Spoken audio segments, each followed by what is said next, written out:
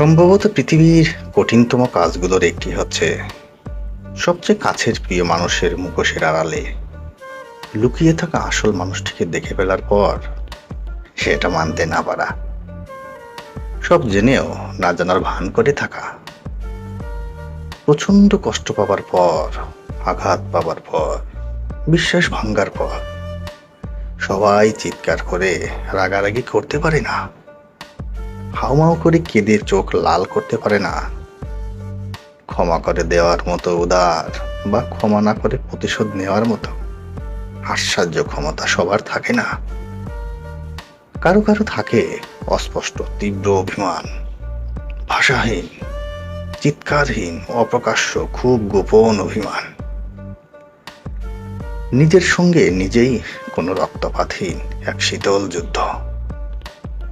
এই যুদ্ধে সহ্য করতে হয় নিদ্রাহীন অসহ্য যন্ত্রণার অসংখ্য দীর্ঘ রাত, নিজের নিকটে নিজেই অসহ্য হয়ে ওঠার বেদনা, নিজেকে নিজেই বোঝাতে বোঝাতে ক্লান্ত হওয়ার মুহূর্ত, মনের মাঝে খসখস করা বিশ্বাসের ভাঙ্গা টুকরোগুলোর নিষ্ঠুরতম সপাঘাত। যখন এই যুদ্ধে তুমি জয়ী হতে বিশ্বাসের ভাঙ্গা টুকরোগুলোর উপর দিয়ে হাঁটতে হাঁটতে বেরিয়ে আসতে চাইবে সম্পর্ক থেকে, ওরা তখন সমস্ত অপরাধের দায় তোমায় দিবে। ন্যূনতম অনুতপ্ত বোধ তাদের চোখে থাকে না তখন।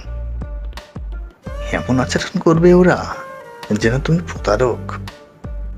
অথচ ওরা কখনো বুঝবে না ভালোবাসি একদিন খোদার কাছে যার বুকে ঠাঁই চেয়েছি, সেই বুক থেকে সমস্ত মায়া, মমতা, স্নেহ, ভালোবাসা মুছে দিয়ে সরে আসতে কতদিন নিজের সাথে নিজে যুদ্ধ করতে হয়েছে। তারা বুঝে না সরে আসার পর মানসিক যন্ত্রণার কথা, শক্তিহীন দিনগুলোর কথা, জেগে থাকা রাতগুলোর ব্যথা, শুকিয়ে যাওয়া চোখে জলের আগুন, বুক চিরে বেড়ানো আর্তনাদের ভাষা। কিছুই বোঝে না, বুঝতে চায়ও না কখনো। কারো বুকে ঝাঁপিয়ে পড়ে হু করে কাঁদতে ইচ্ছে করে, বলতে ইচ্ছে করে সবচেয়ে গোপন ক্ষতির কথা, একটু ভরসা পেতে ইচ্ছা করে কেউ সমুদ্র সমত মমতায় আঙ্গুল গুজে মাথায় হাত বুলিয়ে দিক, হৃদয়ে দাউ দাউ করে জ্বলতে থাকা আগুন ভালোবাসার কোমল মসৃণ ছায়া নিভিয়ে দিক, অনেক দিন ঘুম থাকা চোখের পাপড়িগুলোর মাঝে মেখে দিক নিশাতুত ঘুম।